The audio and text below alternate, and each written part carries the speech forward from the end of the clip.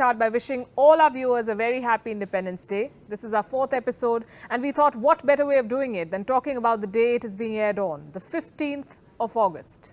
It is a date with destiny. A total of 6 countries got their independence on this date in different years. You can say they were destined too. Bahrain, Congo, the Koreas, Liechtenstein, and my country, India. The largest and the most exceptional democracy in the world. A country that is diverse in every possible sense, geographically, socially, culturally, linguistically. India is exceptional in many ways. And you can count them because of India. After all, it was India that helped the world count. These 2 gentlemen did. They gave mathematics its most important invention. Zero. The circle of life. And speaking of life, the land the world knows as India today was once home to one of the 3 earliest civilizations in the world, the earliest. You may already know of this. What you may not know, though, is that this civilization was also the most widespread. It covered an area of 1.25 million kilometers, and that too some 8,000 years ago. And if you think this is too much, then beat this. 6% of the world's languages are spoken in India. That's some 19,500 languages, dialects and mother tongues, each with its own uniqueness. And the numbers keep growing. The claims of many more languages for inclusion are under consideration in India. And speaking of claims, India has never claimed land that belongs to others, not once. No matter how many maps get fixed, no matter how many boundaries get redrawn, and no matter how much this man provokes, India has never coveted any territory or attacked any country. If anything, India has only taught others how to respect boundaries, not just geographical, but the ones that cannot be found on maps. I'm talking about cultural and religious boundaries. I'm talking about respecting diversity. Let me give you a small example. This month, August, started with Eid al-Adha. Last week, it was Raksha Bandhan. It will end with Onam. A total of 14 festivals are being celebrated in August alone. I could go on, but you get the point. Now let me tell you some very, very short stories from 1947, the year India got independence. Incidents from just before India's independence that give you a flavor of the times and help you appreciate how complex the process was. There's a good chance you've not heard of these stories and you'll enjoy them, I can tell you. If you have, I can only hope you enjoy the retelling. Story number 1.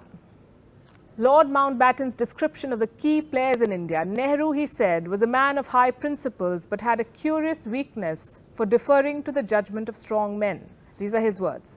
Patel possessed great common sense and had his feet firmly on the ground. And for Jinnah, Mountbatten said, my God, he was cold.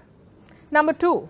As partition was announced, do you know what was the first thing that people did? Rush to the bank. In all, 6 crore rupees was removed from savings accounts in Karachi alone. Story number 3. There was violence, looting and killing. Guess what Jinnah was bothered about more? His cigars. He wrote a letter inquiring about his carton of cigars in June. He had bank accounts in Delhi, Lahore and Bombay. He was informed that his total deposits in 1947 was 7,97,149 rupees, 12 annas and 3 paise. He was a rich man. Jinnah's house in Delhi, 10 Aurangzeb Road, was bought by an industrialist, Seth Ramkrishnan Dalmia, for 3 lakh rupees. Do you know what he did with it? He set up an office for the Cow Protection Center, apparently to maintain its historical significance. Number 4. In Delhi, an American visitor asked for Mahatma Gandhi's autograph. Gandhi demanded 20 rupees in return. After some haggling, they agreed on 15 rupees. The money was donated to the Harijan Welfare Fund. 5. After a prayer meeting, Gandhi quoted George Bernard Shaw. And this is interesting. An Englishman is never in the wrong. He does everything on principle. He fights you on patriotic principles. He robs you on business principles. He enslaves you on imperial principles. He supports his king on loyal principles. And he cuts off his head, the king's head, on republican principles. The English must be leaving India on some principle, said Gandhi. I would like to know, what is that principle? 6. In Nagpur, Justice T.L. Sheode took oath as a High Court judge wearing a Gandhi cap. A British judge asked him, do you sleep with the cap on? Justice Sheode said, yes, sir, just the way you sleep with your hat on. Number 7.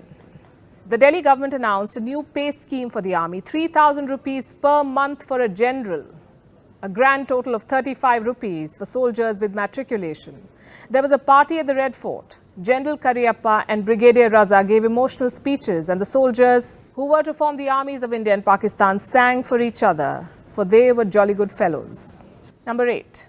There were 470 officers in the Indian civil services when India got independence. They were given a choice. 400 of them chose to retire on the 15th of August. Of the 70 who remained, 40 were in India, 30 in Pakistan. That's where we started.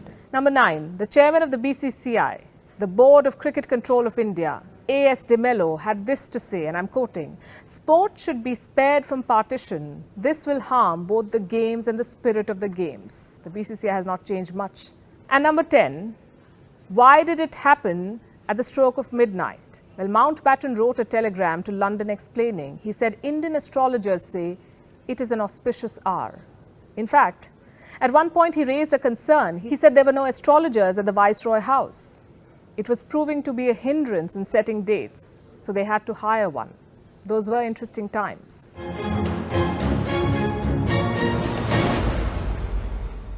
The future of a self-reliant India, where a Kashmiri youth can develop a mobile app that is faster than a recently banned Chinese app. The future of a more determined India, where we reduce our dependence on imported military hardware. An India that is a global leader, where an Indian sits on the high chair of the UN Security Council. An India that is a global manufacturing hub, where investors and companies shift their base from the land of a rogue neighbor. An India that is an energy powerhouse, where Indians help build the world's largest nuclear fusion reactor for a sustainable planet. I would genuinely like to believe that we are heading towards such a future. But it all depends on the decisions we take today. Think about it. I'll wrap for now. Happy Independence. Vande Mataram, Vande Mataram. आओ बच्चों तुम्हें दिखाएं झांकी हिंदुस्तान की। इस मिट्टी से तिलक करो, ये धरती है बलिदान की। वंदे मातरम, वंदे मातरम, वंदे मातरम, वंदे मातरम। आओ बच्चों तुम्हें दिखाएं झांकी हिंदुस्तान की। इस मिट्टी से तिलक करो, ये धरती है बलिदान की। वंदे मातरम, वंदे मातरम, वंदे मातरम, वंदे मातरम।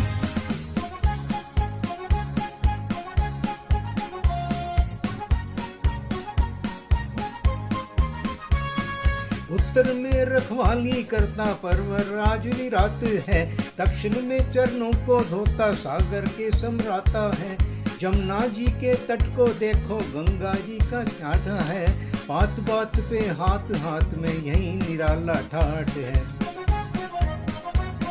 देखो ये तस्वीर अपनी गौरव की, अभिमान की। इस मिट्टी से तिलक करो, ये धरती है बलिदान की।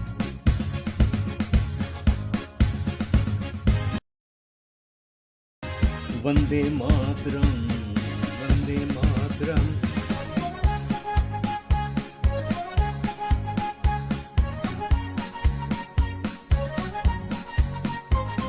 ये है अपना राजपुताना नाज, इसे तलवारों पे इसने सारा जीवन काटा, वर्ची तीर्थकारों से। ये प्रताप का वतन पला है, आजादी ने नारों पे। कूद पड़े थे यहाँ हजारों पद्मनियां अंगारों पे। बोल रही है कन कन से कुर्बानी राजस्थान की। इस मिट्टी से तिलक करो, ये धरती है बलिदान की। वंदे मातरम, वंदे मातरम, वंदे मातरम, वंदे मातरम।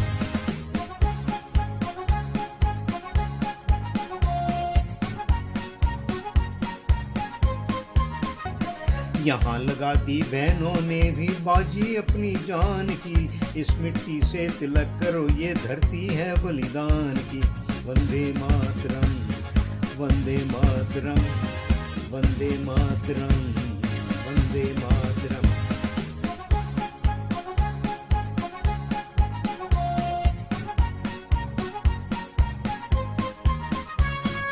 ये देखो बंगाल, यहाँ का हर छापा हरियाला है, यहाँ का के बचना बच्चा अपना है, देश पे मारने वाले हैं धाली, इसको भी चाला दे, उछले ले पान है, मुट्ठी में तूफान बांधे हैं, और प्राण में जुड़ा है, में भूमि है यार की, इस व्यक्ति से तिलक करो, ये धरती है बलिदान की। वंदे मातरम, वंदे मातरम, वंदे मातरम, वंदे मातरम।